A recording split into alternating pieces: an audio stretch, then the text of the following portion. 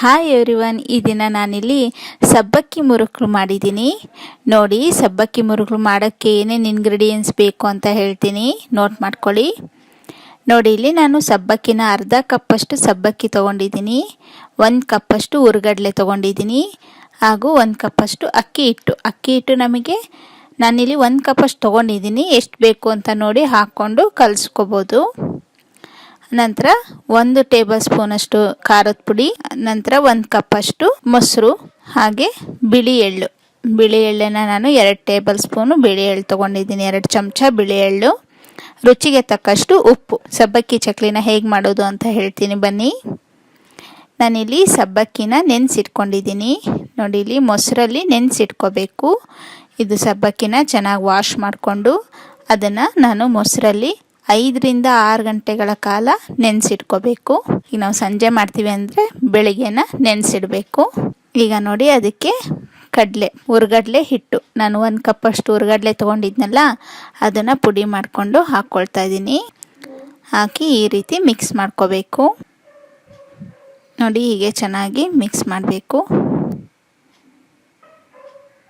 ಸ್ವಲ್ಪನೇ ಹಾಕ್ಕೊಂಡು ಮಿಕ್ಸ್ ಮಾಡಬೇಕು. ಒಂದೇ ಸರಿ ಎಲ್ಲ ಹಾಕ್ಕೊಂಡು ಮಿಕ್ಸ್ ಮಾಡಬೇಡಿ, ಸ್ವಲ್ಪ ಹಾಕ್ಕೊಂಡು ಕಲಿಸ್ಕೊಳ್ಳಿ.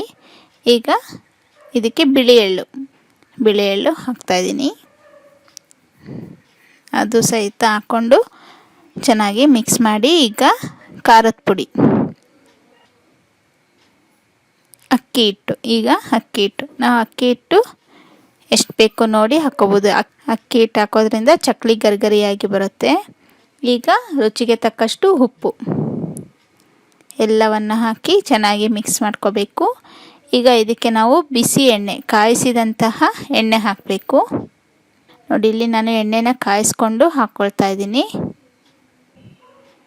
ಎಣ್ಣೆನ ಕಾಯಿಸಿ ಹಾಕ್ಕೊಂಡು ಚೆನ್ನಾಗಿ ಈ ಚಕ್ಲಿ ಹಿಟ್ಟನ್ನು ನಾವು ಚೆನ್ನಾಗಿ ನಾದಬೇಕು. ನೋಡಿ, ಈ ರೀತಿ ಚೆನ್ನಾಗಿ ನಾದಬೇಕು. ಈಗ ನಾನು ಚಕ್ಲಿ ಹಚ್ಚಿಗೆ ಎಣ್ಣೆ ಹಚ್ಕೊಳ್ತಾ ಇದ್ದೀನಿ. ಎಣ್ಣೆ ಹಚ್ಕೊಂಡು ಚಕ್ಲಿ ಹಚ್ಚಿಗೆ ಎಣ್ಣೆ ಹಚ್ಚಿ ನಾವು ಚಕ್ಲಿ ಹಿಟ್ಟನ್ನು ಅದಕ್ಕೆ ಫಿಲ್ ಮಾಡಿ ಎಣ್ಣೆಯಲ್ಲಿ ಕರಿಬೇಕು. ನೋಡಿ, ಈ ರೀತಿ ಎಣ್ಣೆ ಹಚ್ಕೋಬೇಕು ಚಕ್ಲಿ ಹಚ್ಚಿಗೆ, ಯಾಕಂದರೆ ಇಲ್ಲಾಂದರೆ ಹಿಟ್ಟು ಚಕ್ಲಿ ಹಚ್ಚಿಗೆ ಅಂಟ್ಕೊಂಡು ಕೂತ್ಕೊಂಡ್ಬಿಡತ್ತೆ. ಈ ರೀತಿ ಹಚ್ಚೋದ್ರಿಂದ ಅಂಟ್ಕೊಳ್ಳಲ್ಲ. ನೋಡಿ, ಈ ರೀತಿ ಹಾಕಬೇಕು. ಚೆನ್ನಾಗಿ ನಾದಿ ಈ ರೀತಿ ಹಾಕಬೇಕು. ಈಗ ಇದನ್ನು ಎಣ್ಣೆಯಲ್ಲಿ ಕರಿಬೇಕು. ಇಲ್ಲಿ ಎಣ್ಣೆಯಲ್ಲಿ ಡೈರೆಕ್ಟಾಗಿ ಚಕ್ಲಿನ ಹಾಕ್ಬೋದು.